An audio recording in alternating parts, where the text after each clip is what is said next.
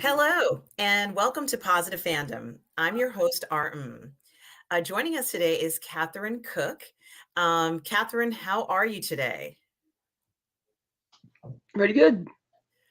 Good, excellent. Today we're going to be reviewing episode 5 of the Book of Boba Fett. And, we've covered episodes 1 through 4, Catherine. And I have to say, you've been pretty spot on in regards to the tone that Boba Fett would have in this series as sort of a pacifist. And this is the direction he's going in.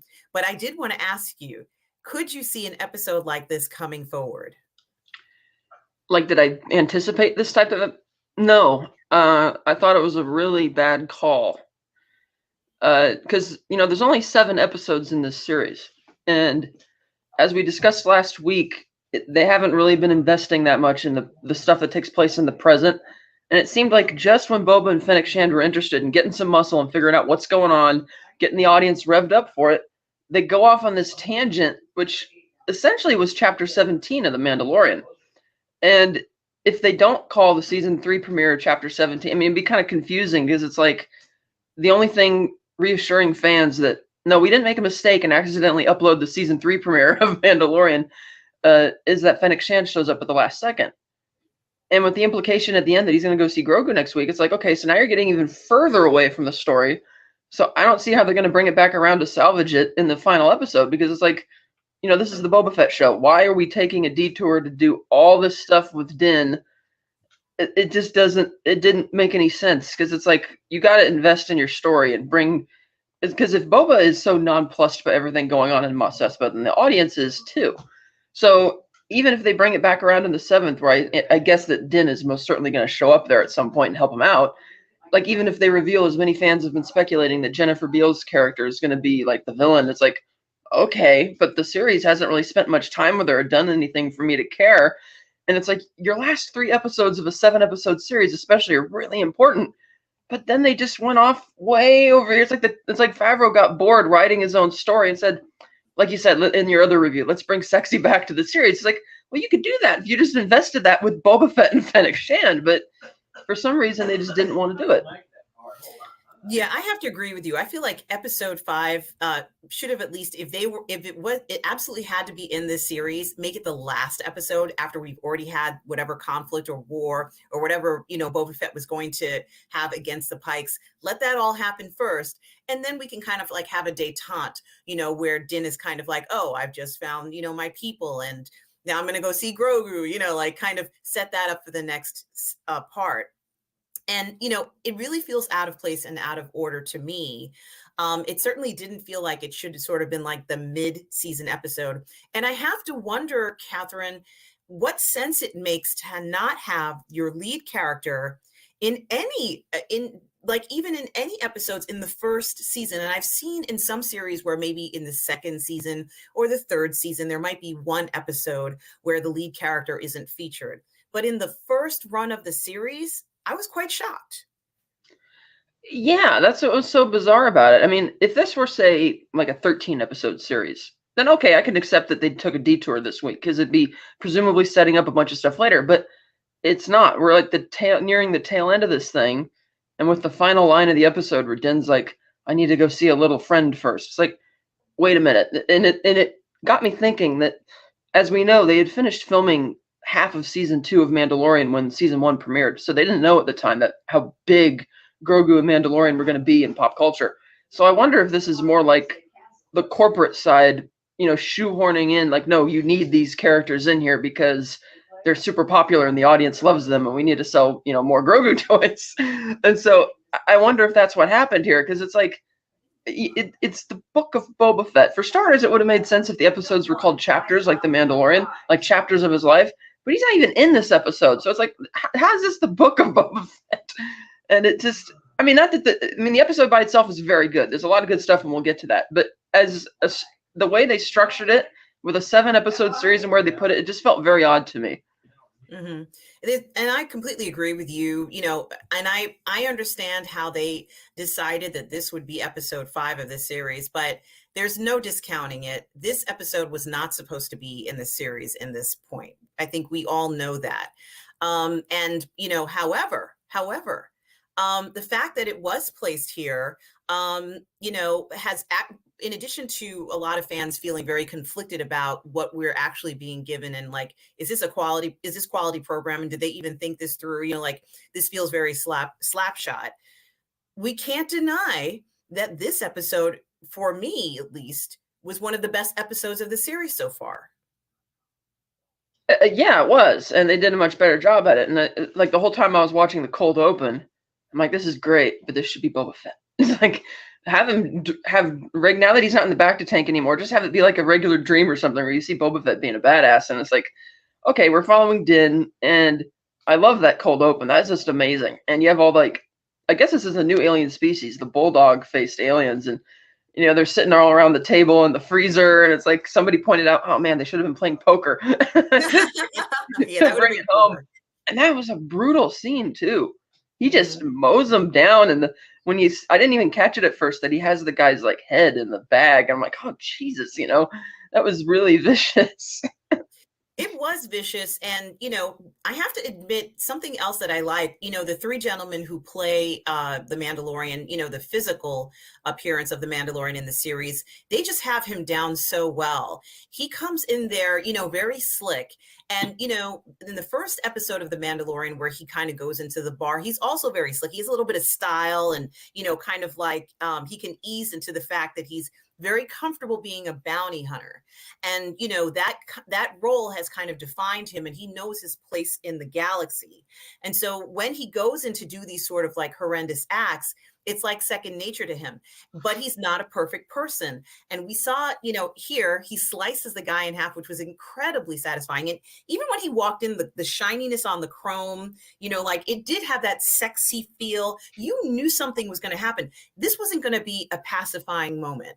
The tone of it told us that something serious was going to happen. And as you said, he decapitates that guy, and then he takes a step back. There's a bunch of people in front of him. He doesn't have to do a confrontation if he doesn't want to. He knows how to handle this. He handles it. And he's walking out with this bag of, a head in a bag, limping out. I think anybody who sees him know he's been through hell, but he's still walking out there. Nothing's going to stop him. We've been desperate for this type of display of bravado, of macho-ness, of strength. And yet he even had a vulnerability, like when he cut himself, which if I had a dark saber or a lightsaber, or Catherine, I would be like chopping people's arms off by accident, or cutting off fingers, like I would so be messing things up. And it's so bewildering to see such a strong opening, wondering why we haven't gotten this strong opening from the very beginning. In the Book of Boba Fett series, even in a flashback, even like what you said, it's just very confusing. Or like animate one of the segments from the War of the Bounty Hunters as like a cold open. That'd be awesome, because it's just, and I don't get why they're doing this. Now, story-wise, I get what he's doing with this mission. It's like, okay. And I thought it was really cool that they brought in O'Neill Cylinder into Star Wars. That was really neat to see that. And funny, this is the first episode of the series which actually goes to space. And what about that ring world, Catherine? Was that not the coolest looking thing? Yeah, it's like, especially when you see how how it keeps rotating and the lights going. And it's like, and I like that because that's by far one of the most realistic starship concepts like ever in terms of how you would achieve artificial gravity. And you're actually seeing it in this big city. And I like that they don't tell us where it is. It's just like out in the middle of nowhere. And I love how he just walks into whoever the lady is that he's trying to deliver to. She's like, sit down, have fun. He's like, no. And she keeps fighting him on it for some reason. And I'm like, dude, lady, just be happy and take. It's like the fact that he's carrying a severed head in a bag and he's limping with an injury tells you that he just got in a big brawl. Don't push this guy. Just give him what he wants and let him go. And he even has the courtesy to tell her, look, if you don't want to tell me what you need to tell me, I can take my bounty elsewhere. And I was like, well, she doesn't want to lose that, like she'll profit from it or whatever. No, it's okay. Okay. Here's your information. Don't let the doors hit you when, slam you when you get out or whatever. And, he's just kept going.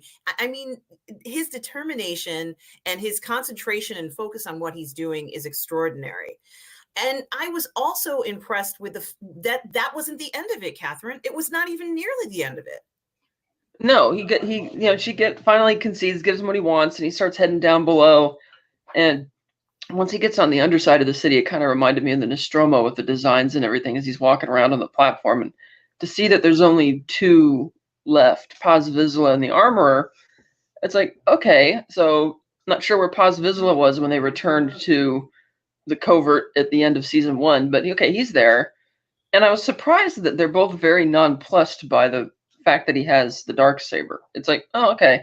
And she talks about the history of the weapon, and even when he shows the Beskar spirit, she asks, "Where'd you get this?" And he says, "Oh, it's a gift from a Jedi," but he didn't tell him where she got it from, because clearly it wasn't so much a gift from a Jedi as it was something that was even promised to him if he had finished that mission.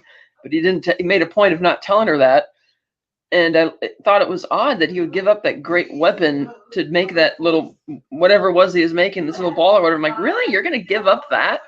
And I was like, okay. And at first I was kind of surprised. Like, okay, so the Armorer doesn't know about initially that he's been breaking from their code. And so the way that scene plays out was very interesting to me. Yeah, there's a lot to talk about in this segment. He shows up, and it's pretty clear that he's come home again with just pretty much the most incredible prizes they've ever seen. He had that huge cuirass of Beskar, like more Beskar than anybody's seen in ages, and they're very calm about it. He comes in with a Beskar spear that's pure Beskar, and they're very calm about it. The Darksaber, Catherine.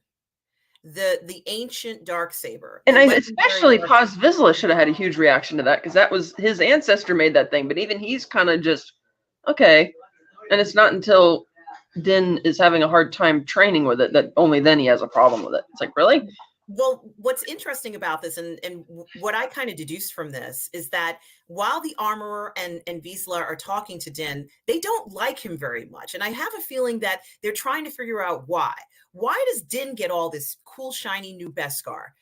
What is it about Din that keeps putting him in this pathway of gaining all of these special, items, when they've been around much longer than Din and they know a hell of a lot more, and they are keeping a lot of information from him? Because after a while, I'm like, why is Din so freaking ignorant? Why doesn't he know anything? I think that after a while, he's figured out that they have a lot more, hands to play than he does, in a sense of the politics and information. And he's so incredibly ignorant. I almost feel sorry for him. The only thing that he really seems to have going for him is his bravado and the Beskar and his tools. And he really needs to hold on to these items, because without them, I don't think he would even be around now. I think that he would have, been knocked out by them somehow, or somehow manipulated out of the situation. And I do kind of find it hard to believe that it's just them. I think that maybe the younglings might have gotten away, or maybe there's another enclave somewhere, but they're purposefully keeping everybody else away from Din, in my opinion. Right, because you can tell that where they were hiding is not where they're living. That seems to be a rendezvous point. Like the lady who gave him that information, it's like she must have arranged that for them.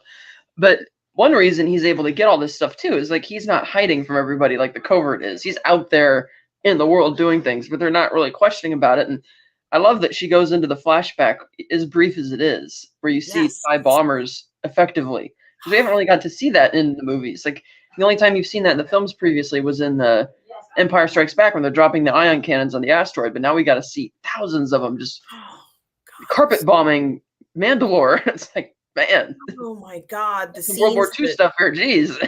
And there was nothing left. Like it was barren. Nothing was left. You were lucky if you escaped that attack, and, I believe that there are pockets of Mandalorians out there that we don't know about. But, for all practical purposes for this story, they mentioned that they managed to flee to the moon of, I think it was Concordia or something like that. Concordia or something. And so, they suspected that there was going to be an attack. That wasn't too hard to guess.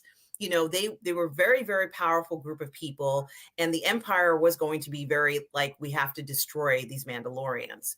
But I still am very surprised at how little Din knows. And he's continuing to ask her questions, like when he asks her about Bo-Katan, and their response is not, well, Bo-Katan really fucked up. She did all this stuff. She, the reason why some people believe, although it may not be true, she's the reason why the Mandalorians, are completely not in Mandalore anymore. And there's a lot of, comments about that. But the idea of saying she's a cautionary tale, you would have at least thought she would have said, I got to tell you some things about Bo-Katan that you must know. It was way too brief. And I almost have to wonder if Din is now wising up to the idea that after he told them that he had taken his mask off, for her to kind of send him on this wild goose chase, lets him know, you know what? I don't know whether I can entirely trust these two. Yeah, because I get the sense that maybe knowing all of this lore might be part of the hierarchy of their cult or something, because we don't really know when Din left and decided to go off and be a bounty hunter, because certainly that's not what the other members of the coven or the covert were doing. So when he asked about Bo-Katan, you could tell from the way the inflection in his voice that he's not just randomly asking, "Oh, who's this?" It's like he clearly knows who that is, so she knows he's had some affiliation with her, but she also doesn't push it very hard. So once Paz Vizsla challenges him for the Darksaber and loses the fight, it's like, okay, she wants to know if he's removed his mask. He says yes. And like you said, she sends him on this wild goose chase, but I thought it was odd that they let him keep the Darksaber, because it's like, well, wait a minute. The only word you had, this is your legacy, this is your people, the cornerstone of your people's culture, belongs to this other guy right here by rights. And the only guarantee you have that Din might come back is his word, where he said, this is the way. But guess what? That's the same thing he told her in season 1 when she asked, if everybody take off your masks, have you ever taken off your mask for anyone else? No, this is the way. So that promise shouldn't really mean anything to her anymore, but she doesn't really press him for details, because even Din says, look, I can explain about why this happened, but he doesn't ever explain it. So I thought she would have held on, like confiscated the Darksaber for safekeeping until he came back and said, okay, we're going to keep this in like a vault or something until nobody will use it. It's still technically on hold for you, but you have to come back and prove to us you're a Mandalorian. So like sending him off on that, it just felt very odd. And it's like, okay, these characters are here for the sake of making a cameo, because we don't really learn anything from them. All we get from them is, okay, she she reforged the spear, and now she's giving him a reason, I guess, to go back to Mandalore. But for Din, I don't get the sense that he really cares about whether or not they consider him a true Mandalorian or not. Like, you could tell when he gave away Grogu to Luke, he just seemed so lost, like he didn't know what he was going to do. And you could tell even when Bo-Katan was shocked to see him having the Darksaber, he's like, oh, here, you can have it. And then Gideon said, oh, she can't have it. And he totally is not interested in all this. So the idea that he's now going to go do this, it's like, no. That whole scene, yeah, like you said, this is very odd.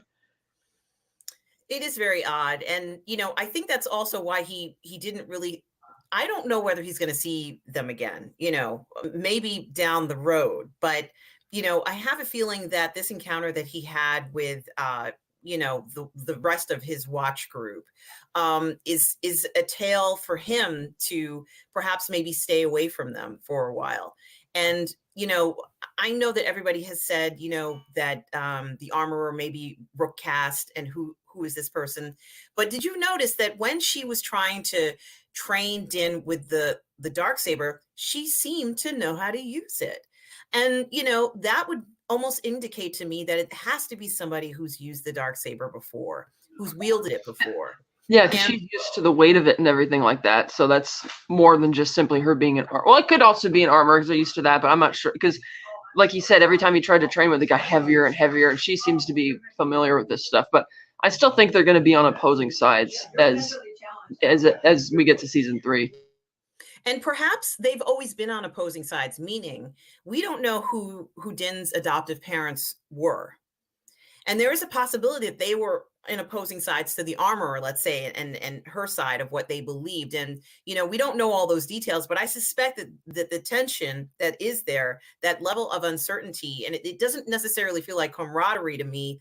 They're accepting him into the group because he grew up there, but if they didn't have to deal with them with Din, they wouldn't. You know what I mean? Like they would just be like, I don't really need to deal with him, and therefore we don't have to worry about him, and it's not that important to us. So for a group of people who adopt, who accept, I find that very interesting. And I also kind of find it interesting in the sense of, let's say hypothetically, if Grogu is Din's adoptive son, his foundling, then whatever, Din has, he can leave it to Grogu. Grogu's going to live for 900 years. Maybe he could use some of this stuff down the line. But what about Boba Fett in the sense of his legacy? Because Boba Fett has this armor, and he was so proud to talk about the chain code and how, like how he fell into the line of the descendants. He's somebody who's very proud. He would want to leave that armor to somebody. He wouldn't just want to die and have it left to no one. So this is something that I think is very interesting for them to keep reiterating, that they even said that our way is to, show camaraderie and support. And I'm wondering, even though Boba is not a Mandalorian, but he does have this thing that's very valuable to him, who is he going to leave it to? And what kind of legacy are we being left with this series anyway so far? Well, his legacy is that he's a badass bounty hunter, ruthless, and the most ruthless bounty hunter in the galaxy. But I don't think he's thinking about who he's going to leave it to or even cares. Like, he might want to be buried in it even, But that's another problem, is that this episode doesn't tell you anything else about Boba Fett. It's just we're doing this weird scene with the armor and this guy. And I'm guessing that season 3's premiere is going to begin with, like, a flashback or take place before to find out what became of Bo-Katan and why she's not there. Because I don't picture her just, okay, bye, Din. It's like, yeah, no, he's got the dark saber. If anything, she'd be trying to antagonize him for a fight or something. So, I don't know. So that whole scene in Open was very odd. But then we get to move forward. No. And I certainly want to talk a little bit. I have another question to ask you about that. And I do also want to ask you another question before that is, what did the armorer make for Grogu? And were you surprised she even agreed to make something for him? Like, she didn't, usually they don't make weapons for other people. Mandalorians make weapons for Mandalorians. What was it she made again? It looked like it was some kind of a chain mail thing. Yeah, something odd. And the idea, you really want to crush this Beskar spear, this beautiful, pure Beskar spear that you use to acquire the Darksaber, and just give it to... which seemed very, it's like, really? Okay. It was kind of odd that he didn't want to do that, or why he wants to get, because I guess that gives him an excuse to go back and see Grogu. Oh, I'll give him a Beskar body armor. It's like, okay. It does seem ridiculous, doesn't it? A little bit. It's like he's having separation anxiety and he needs to come up with an excuse to go back and see him. Yeah, he's like, I got to make sure he's okay. For all we know, he might have gotten a message from Luke. Who knows what's going on here? But, I had to question when she said that that Beskar is not supposed to be used to make weapons. I mean, my first thought would be that the hilt of the Darksaber is made out of Beskar. And so then I started to question, is it actually a weapon, or is it something for defense, like their armor? Like when... Yeah, kind of like that's how what the lightsabers were probably originally for. It started as like a training wheels protocol, much like Luke used it when he was training with the training remote aboard the Falcon. Because if Obi-Wan had told it, or any Jedi for that matter, tells a trainee, oh, you could stop that blaster with your hand like Kylo Ren can, they're probably not going to believe it. This is ridiculous. So Luke's going to use, here's the lightsaber as a training wheels thing to reassure yourself, just so you can get the hang of it. But the reality is you don't need it. Just like when Yoda told Luke, look, it doesn't matter that the rocks are smaller than the X-Wing. You can do it. As we saw when Luke was hanging upside down in the Wampa Cave, he first is reaching really hard to try and reach it because he thinks it's going to be heavy. But then once he calms down, it just flies right to him. So I figure that's probably what lightsabers were meant for. Much when the Jedi started out as peacekeepers and they were weapons of defense. And eventually, once the Sith, I guess the Sith are probably the ones who perverted that to use it as a weapon, and then it snowballed from there. So I guess in that way, the Darksaber could have started out as a defensive weapon, unless they're trying to say that Tar Vizsla changed a bit from his culture, from being raised or going to the to be a Jedi. But that sounds like another fun story to tell. Maybe. Well, No, you make such a good point with this, Catherine.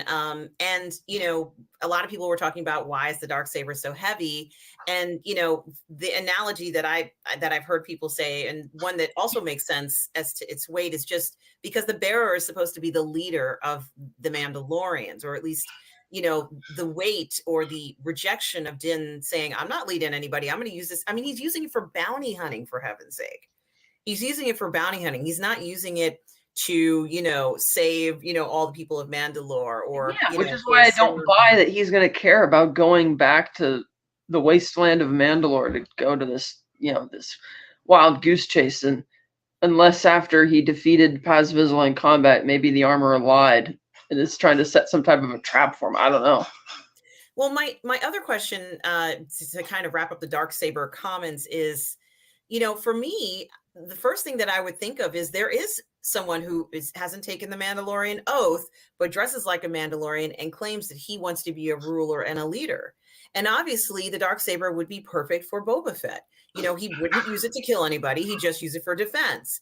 And, to me, it makes sense that he should be challenging Din for the Darksaber, and I think that if that could happen, if we could see a scenario where the Darksaber comes into play, and they challenge each other, there has to be some kind of fight. And Boba gets the Darksaber and he's a leader. It kind of makes sense in that regard. Maybe he Right, needs. because we don't really know how much, if anything, Boba knows about the Darksaber, because he wasn't there aboard Gideon's cruiser when, because at first, what's her name, Bo-Katan didn't want to tell Din what Moff Gideon had, so Boba didn't know what he had either. He didn't care. It's like, okay, we're going to do this. But if he finds out that Din's got the Darksaber and knows what it is, because he's obviously proud of his own heritage and claims that he's a Mandalorian, which he is, then it's like, there might be something there. Yeah, it is something to think about. And I almost wondered maybe that's why they were, kind of focusing on it so much. I mean, it is an extraordinary saber. And is it just me, or were you freaked out when he decided to check in the Darksaber? I'm like, what are you doing? You can't check stuff like this in. Yeah, it's more evidence that he has no business with this thing. And again, have me scratching my head. It's like, how is Bo-Katan not keeping eyes on him right now and seeing what he's doing? It's like, Especially since in The Mandalorian, we saw she was doing that when he went to that water world. And, obviously Casca Reeves was the one who was watching, in a distance. And, they had all eyes on him, and probably have had all eyes on him since the incident on Navarro when he, rapidly escaped with Grogu. But, he goes obviously to Tatooine, and leaves that beautiful, ring city. And have you seen a ring city like this anywhere in Star Wars before? Like in live the only action? thing that looked similar to that was the Star Forge in the old EU that was around the planet, that was like using that planet's gravity in a similar manner, but not as a massive civilization as like a regular city. And that actually constantly rotates. That's what I thought was so cool about it, that they actually brought one of those into Star Wars, because it seems like that would be a really great idea instead of living on these barren wastelands. I mean, granted, I don't know, because you see that even in the shots that they have their own gardens, they have their own lakes and water. So it's like, yeah, this is fantastic. This is the type of stuff that we are expecting to see, I think, in Star Wars going forward. And the other thing that I was going to say, when Din, this is the last thing I'm going to say about this part, when Din goes into the Enclave after he finds it, he walks forward and he sees the armorer sitting down. It looks like she's meditating, almost like she's waiting for him, Catherine. Well, that's what I was thinking, because, like I said, it's not clearly that's not their living quarters, and for some reason they didn't say why this lady who he gave the bounty to knew where they were, which is why I was suspecting that maybe this was like a set up rendezvous. It's like, hey, I know where they are. I could set up a meeting, because they're not really sure about what Din's been doing or whatever. And it's like, oh, no offense, Din, but last time we helped you out, we all got wiped out. So maybe we'll not take you to the actual covert where all the well, like you said, maybe the other younglings and stuff are at. We're just gonna meet you out here on this platform and await your arrival. And this solves the problem that everybody, including myself, and I can't even believe I'm saying this, but that everybody has been saying about seeing Tatooine too much. Like, there's too much Tatooine. It's like there has to be something going on off world. What about where the Pikes are? Like, should we be going off world to see where they are? Yeah, exactly. And so, this completely solves that issue. We certainly were given, an incredible view. And of course, he has to take, and I kind of joked around about this, he has to take the bus to get to Tatooine, right? Then he has that little back and forth with the Rhodian kid child He's before the so cute. That little, I never thought I would be like, yeah, it's a cute kid, ship. and I really liked that touch. And of course, it's reminiscent of him missing Grogu and stuff like that. But that kid was adorable. Like that kid has probably heard the stories. I'd like to think that that child has heard the stories of the Mandalorians, and he's like, Mom, there's a man. And the mother's like, yeah, okay, well, we're going someplace. I don't have time to talk to you. And he's going to remember that as a child. One time I was on the starship and I saw a Mandalorian, and I think he's going to remember it because in the episode we do see the part where Din gets into that fighter, which we're going to talk about next, and he kind of sees the same kid on the Yeah. starship, continuing his journey on. And of course, the kid couldn't forget, a shiny Beskar Mandalorian. But when he arrives in Tatooine, he retrieves his weapons. And as I said, I don't really like that you don't check in, fancy things on flights. That's all I'm going to say for you guys out there. Don't do it. Always carry it on you. He gets to Tatooine. And, he finds Pele, who we expected to see because were hinted that we would see her. And, they're reunited. That thing you mentioned about don't check in shiny things, that reminds me of a long time ago. I went to the airport and we were checking in some bags and you had to check in around the side. And the first thing the guy asked when we're checking in, okay, you have any guns with you today? It's like, no. It's like the same kind of thing with Mando. He's just, oh yeah, here, Yeah, I guess, obviously they have TSA there as well. And so, it is very interesting, but I think that's a cautionary tale of how to lose something very valuable. And so, I don't think, Pele has been such a great person and a friend to Mando, but I was surprised when she had asked him about Grogu and asked him, you should have kept him. It could have been like a petting zoo.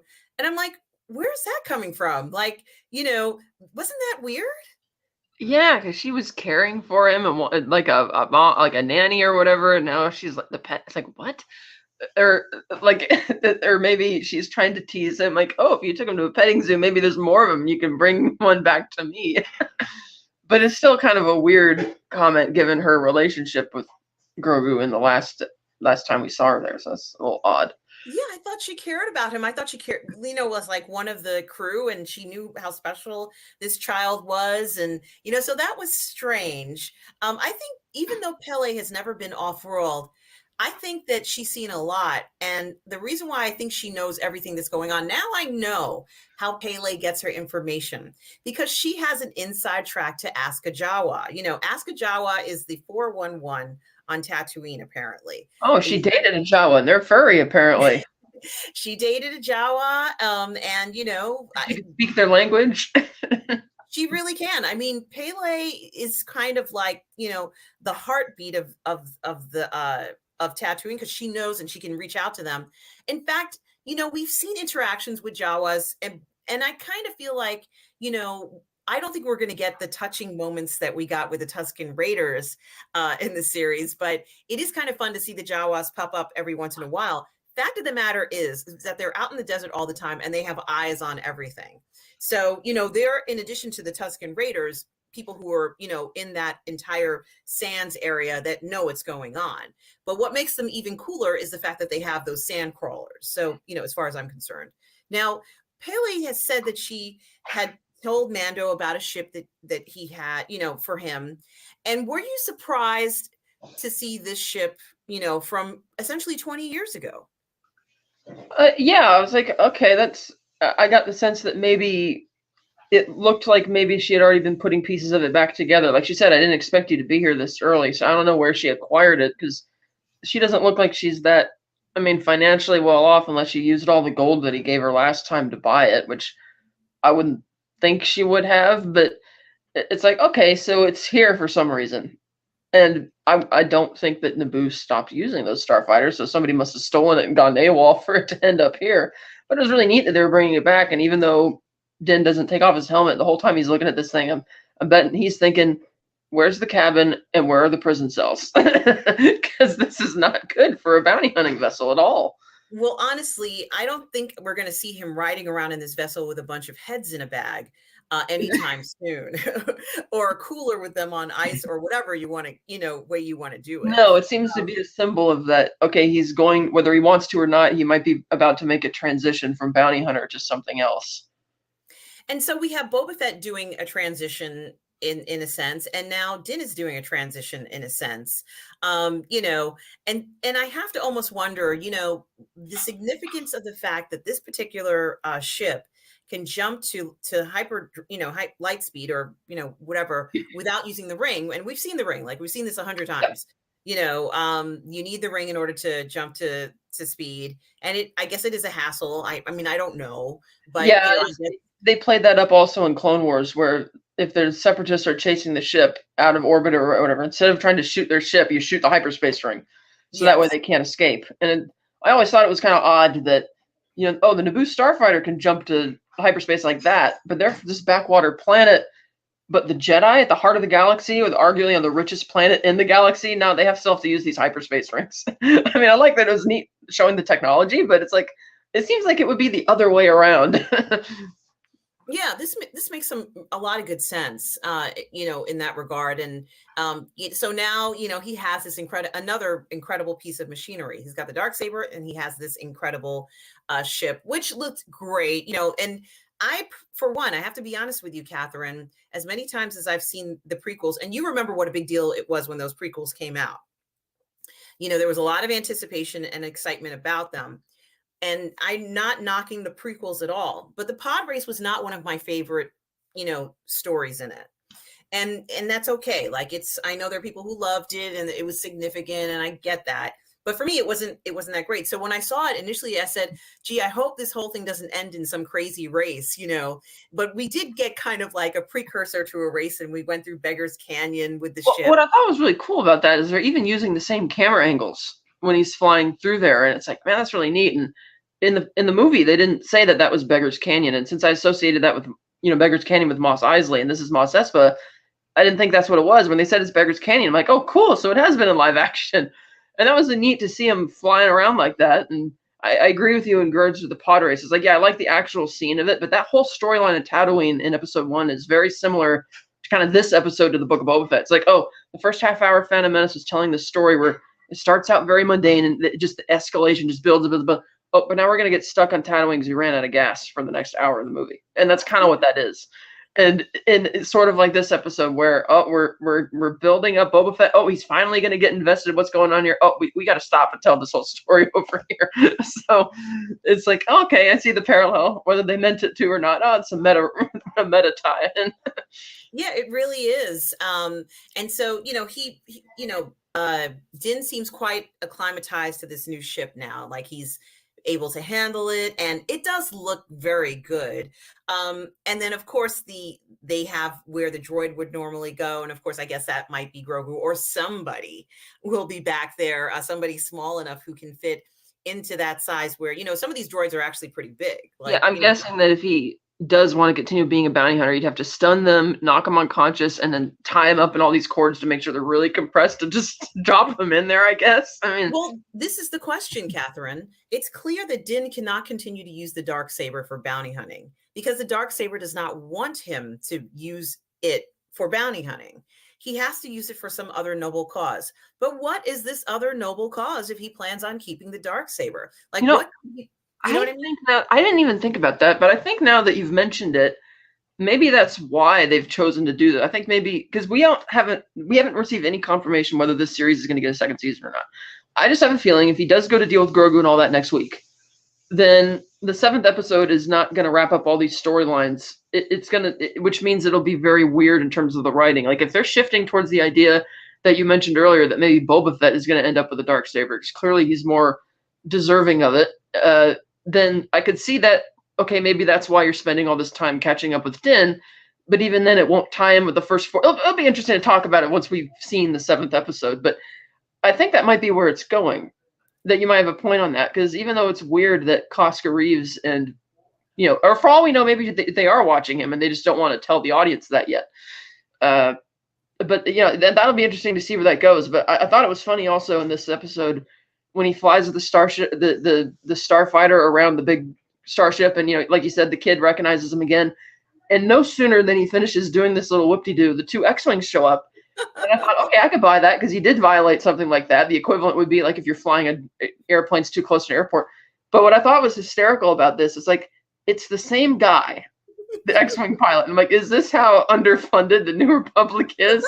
Everywhere you look, it's the same guy, and it's like I thought that might be another unintentional meta reference. It's like, oh, now that the Rangers of the New Republic show isn't happening, it's like, well, we didn't get to hire the new Rangers, so I guess you're the go-to guy. And I couldn't tell if the X-wings were already there to begin with, or they just randomly showed up. But it's like, oh, they're here, and he clearly recognizes his voice, but for some reason he doesn't push the issue. And I thought that Mando should be a bit trusting of this guy at this point, because he did save him from the incident on whatever that ice planet was back in season 2. And it's like, okay, you should feel a bit safe with him. And even though he didn't hear what he had to say when he went to see Grief Karga later, I'm sure Grief Karga caught him up that, oh, by the way, this guy showed up, blah, blah, blah. But he's still trying to evade them and not like, oh, I don't want to talk. It's like he still wants to be, like you said, by himself. And he thinks he's going to be this loner running around with a Darksaber being a bounty hunter. It's like, no. And I can't remember the exact line, but I thought that was really funny when he jumped to hyperspace. And then the other rookie pilot is like, where'd he go? And he's like, no, it's not hyper. He just jumped to his sublight engines. It's like he's just accepted it. It's just, it's really funny. Well, you can certainly hear the Bad Boys music in the background. This is the Republic Police, episode 5 of Republic Cop. I really want to see that series with him as the lead. He's so charismatic in the other shows that he does. It'd be great. He would be good in that. And, you could just be, or I'm not going to say Reno 911, but it did have a little bit of humor to it where he was like, well, no, I'm just bringing her out for a test flight, and it's like, well, I'm sorry. You look like you were going over the speed limit, like the rapport between the two of them, was almost comical. And as you said, what they were saying is, I know you know me. So why aren't you admitting it? Well, I don't want to be known. I want to fly under the radar. Well, I'm not supposed to allow that out here. Well, too bad. See ya. Boom. I like the convenience that he's also flying another pre-Imperial ship, so it doesn't have the coating on it. And I do wonder if that was there not just for a laugh, but maybe they are building up to something with him. And like they said, they might, even though the Rangers of the New Republic won't happen as a show, they said they're going to incorporate some of those storylines into these other shows. And okay, I can see where that might lead somewhere. But again, it's like we're doing this whole fun little frilly thing, and it's like I'm still wondering how this relates to the Book of Boba Fett. And so when he finally brings the ship back in for a landing, and he's like, "Oh, I gotta go," and then Fennec shows up, and it's like almost like a meta joke that she literally just drops in from the top, like dropping into the episode. It's like, oh, okay, so this is where the time happens here. Yeah. Boom. We can do it. I'm telling you, we can do it. All we need is like, a computer program. We can do it in 2 hours, like, you're right. Even that part seemed a little disjointed. Because she shows up and she recruits him and he's like, oh yeah, I'll help you. No problem. I'll do it for free, which is great. But I need to go do this first. Like, now I have to ask you this question about doing a free favor for Boba, and, which is fine. The thing about it is that, I don't even know how to describe this properly. Mando did a huge favor for Boba by getting the armor for him. He found it, and he essentially just gave it to him. He didn't, say, well, I found it. It's very valuable. You could pay me for it. Like nothing like that. You're a Mandalorian, or, I have respect for you. This is in your chain code. You take it. I respect you. That's kind of a big favor. And the return favor was that, of course, Boba helps him to get Grogu back. Now, why am I even bringing this up? They did a favor for one another, but it was kind of like reciprocity, one right after the other. If Din does this as a favor for Boba wanted to pay him because he didn't want to have a situation where he would owe Din something. Right. And I think that the reason, that too, and I think the reason Din wants to do it for free is because I mean, Boba certainly earned his armor back when he helped save Din from all those stormtroopers who showed up. But then he stuck his neck out for him again when they went to that Imperial planet to sneak into the base, and he showed up with Slave One and bailed him out there.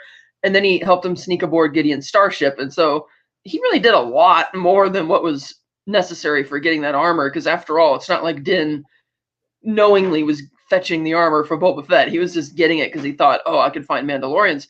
And so I guess Din feels that, well, he did a hell of a lot more than me than what was warranted. So I'm going to do, and plus he's a good friend. I'm going to do a favor for him. And like you said, Boba doesn't want people to be he doesn't want to be in debt to other people if he's trying to climb this ladder. So he's like, oh, I'll pay you. So there could be a little kerfuffle about that when they eventually meet at some point, or meet again, I should say. And I did have to wonder about that. And I wondered, I'm like, okay, this is a little different, like, for example, Boba could have said, if you help me, I can offer you, this land or whatever. That would have been another option, and not too different from what he's saying by offering him. I thought the offer was going to be, the episode opened with Boba getting that bad injury on his leg, or not Boba, but Din getting that really bad injury on his leg. He was limping along, and even though he gets the back to spray, that's like, okay, but I figured one of the ways he was going to help him is that he was going to show up at Boba, and Boba's going to see that. It's like, oh, dude, get in the back to tank, heal up all your other wounds or whatever. And I was surprised that that's not the way. It's like, misdirecting, that's bringing back the back to spray from season 1 instead of going to see Boba, because they made a big deal out of that back to tank over and over again. And I admit I am curious as to how much we're going to see next week, because it's like, okay, if he's going to go see Grogu, does that mean they're bringing back Luke? Are we going to find out what planet he's on and what they've been up to? Like, that'd be interesting. But again, is that something we really need to see in this series? Because if that's what the next episode is, then these first 2 episodes would have been great as the first 2 episodes of season 3. So I'm not. So again, unless it has something, like you said, to do with the Darksaber, and maybe that's what the climax is. Like, maybe there is a second season that's going to resolve this whole Mos Espa thing, and that the actual climax will be Boba getting the Darksaber. Who knows? Because like we said, we have no idea what Boba knows about that Darksaber or what his thoughts on it are. So if it's like if Din shows up, oh yeah, I'm a bounty hunter, whatever, let me check this out. It's like Boba might change his mind, and be like, hey. And this pacifist attitude that Boba has, it's almost like now he's worthy to, wield something that, would have somebody who is redeemed, who's let go, let's say, of his sins, and let go of the desire to be, to use it as a weapon in that regard. So, maybe that's what this might be leading up to. Will episodes, now look, this episode was phenomenal. I mean, there were so many, you and I could talk about this probably for hours and hours and hours, like this episode alone, because there are so many things in it, like when Din gets in the elevator with the Pike, going down the, on the thing, and, like even that interaction, or, the idea that, right after Paz Vizsla heals him, then he challenges him. It's like, yeah, I healed you, but I'm about to beat your ass. Like, it's kind of cool. Like, there's a bit of honor there, I guess, because he doesn't want to have the unfair advantage. He wouldn't want the armor or somebody sliding him saying, oh, you cheated, that kind of thing. So, okay, I can respect that.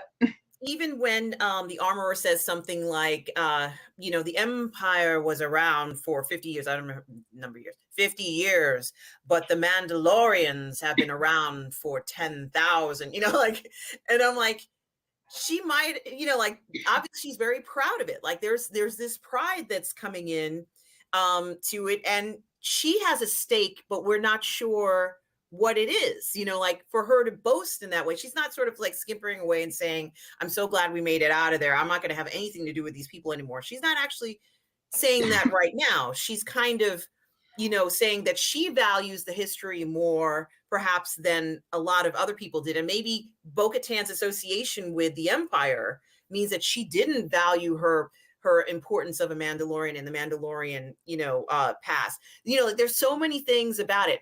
I even questioned whether or not Din and Grogu have a special bond. And when I say a special bond, here's what I mean. Din's first encounter with a Force user was Grogu. And Grogu's a very unique creature. Like, he's a very unique Force user. And so now Din got to understand that the Force is this power, and Grogu has it, and he can do things that, Din can't even imagine. And Din has met other Force users like Ahsoka Tano. But at the same time, he ends up getting, the Darksaber, which is also a product and uses the Force in a sense, right, Catherine? Yeah. So he has he's kind of like being surrounded by the Force. I mean, I'm not saying that he's going to be a Force user per se, but he's having this relationship with people who either use the Force or trying to use a weapon that is based or has some relationship to the Force. So he has to kind of like get an understanding of what it involves and what it entails, if this is what he's choosing.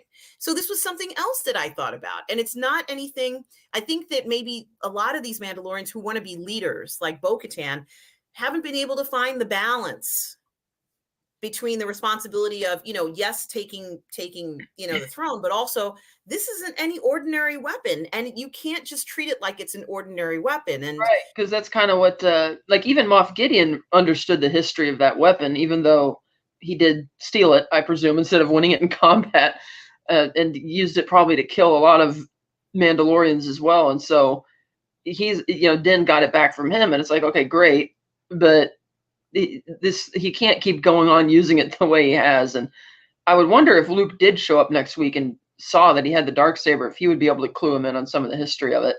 But then again, it's like, do we really want to see a history lesson from Luke in the middle at this point, this late in this season? It's like, not really. It's like, you're not going to top the scene from the end of season 2. So unless by the time he finds him, he's no longer with Luke or something, or maybe Luke is off doing something else and Grogu's in a safe place and he just visits Grogu and then, off we go. But still, because who knows, maybe the Grogu thing will be very brief, hopefully, and then we can get back to the story. Because I take it that when Fennec told Boba that, oh, we know people. Well, people implies plural. Like, there's going to be more people you want to hire besides just Din Djarin. There's got to be others. I agree with you 100%. I mean, as far as I'm concerned, I don't believe that the next episode is going to be where he sees Grogu. Like, I don't think we're going to go there. I think we're going to go back to Tatooine and stay on Tatooine. Not that we're not on Tatooine. I think we're going to go back to Boba and his part of the story. Hopefully. And we're going to leave Grogu alone until season 3 episode, maybe 1 or 2 of The Mandalorian. Maybe it won't start where he sees Grogu right away, but we won't see that at all until then. At least that's how I view it. And as far as I'm concerned, I would say if I had to give this episode a rating, I would say, or describe it as wizard, which is a new word that I've never heard before. Oh yeah, they use that in Phantom Menace as well. When his friend Fister's, when Anakin first, when he finds out that he's going to be in the race, he's like, "This is so wizard, Annie. I'm sure you'll do it this time." And Padme's like, "Do what? Finish the race, of course." When he said wizard, and then when Din said that, I'm like, "Oh my god, did you just say wizard?" Mm-hmm. Like, yeah, it's like, really, the Boonta Eve track and the fact that he's racing it isn't enough to clue us in. You have to have him say wizard too. It's like, okay. He did sound very, Star Wars nerdy when he said it too, and I can admit to that, being a Star Wars nerd myself. Oh, did you notice when he's sitting in the cockpit that, unlike how the Naboo starfighters controls actually work, they're on like cables now, and he's got to like pull it in, almost like you're reining in like a bunch of reindeer or something. Yeah, or like he's controlling a parachute. Yeah, it was kind of odd. I'm like, what is or a glider? Like a glider. Some of those gliders have pulleys and things like that. Yeah, because originally they had like a simple like steering column, that not a full steering wheel, but just the hand grip, so you turn like that. And now it's like he's on this pulley system. And I thought, that's really interesting. It looks almost a bit slapdash, like maybe Peli didn't have all the pieces there. Because even looking at the finished ship, it doesn't look like because if you remember what the paint job on the originals looked like, it's not like the pure silver version. This is kind of a little, almost a bit of echoes of Slave One and how it's multicolored or type of thing. It's a custom mod. That's how they built a hot rod out of it, is what they did. And they turned it into a hot rod. About the only thing it isn't doing is doing the, I thought when he pushed the button, I was like, oh, it's going to start to do, God. No, please, no. So, Catherine, will episode 6 and 7 live up to the standards of episode 5? I hope so. I hope you're right that we don't follow him to Grogu, because that just feels like something that would take more time and would be tonally very off for this series.